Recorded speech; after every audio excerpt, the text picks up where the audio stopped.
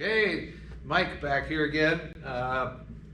Covered another one of our classes in our series of what we do here at Marine Tech. So this is part of the MT 136 Marine Plumbing and Sanitation class. So quick little snapshot here of what to expect for students this quarter that are coming in. It's springtime, and we start with everything. Pumps, right? Look at all these different kinds of pumps. Marine Tech students, if you're a systems person, you need to know, what's the application for this water pump.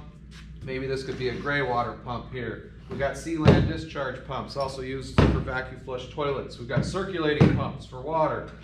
Macerators, the fun part, right? Get into that. Supersized water pumps, bilge pumps, you name it, we're gonna cover everything about pumps.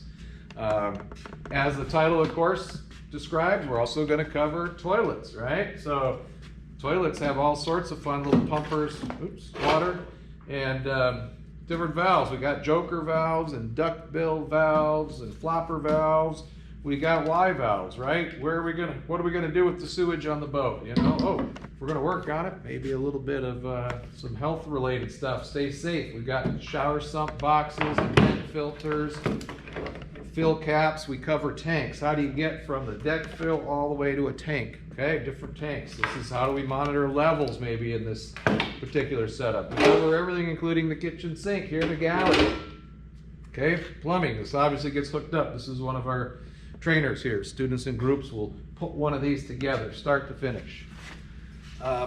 Hoses. This is always fun, right? Rip into this thing here, and we've got hoses for seawater plumbing, bilge pumps, you name it. Reinforced, not reinforced, PEX, hydraulic fittings, okay, water fill, all sorts of stuff, even, right, little sanitation hose. Look inside of this one. When you mix seawater and some, that's always a fun little thing to happen.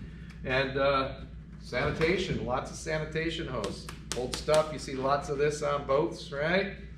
New stuff, supposed to be non-permeable, get rid of the stench. I don't know. Heater hoses, right? You name it. We got to cover all the different types of hoses for moving fluids around on the boats. Hoses, of course, going to need clamps. There's a bunch of different styles of clamps. Why do you use this type, that type, spring type, tie wrap clamps, constant tension, T-bolt, right? We cover all the clamps, okay? We cover lots to do with through hauls and sea strainers and stuff, right? So we're gonna get either fluids into the boat or out of the boat, right? How do you do that? Well, you gotta have sea cocks, right? Proper sea cocks. What's the difference between this and just a mushroom, right? Old taper cones, right? How do you service these? You name it, there. We cover sea baskets. You bring it in through a sea cock, right? There's all sorts of different ways that we can filter out our eelgrass and whatever, for engines, propulsions, motors, washdown pumps, good and bad. We got some funky stuff here that who knows where that ever came from. Fittings, big part of the curriculum. You got to understand if you're going to be dealing with pumps and toilets and everything else, are you using the right fittings? So you got all different materials. It could be steel, it could be plastic, it could be brass, it could be bronze.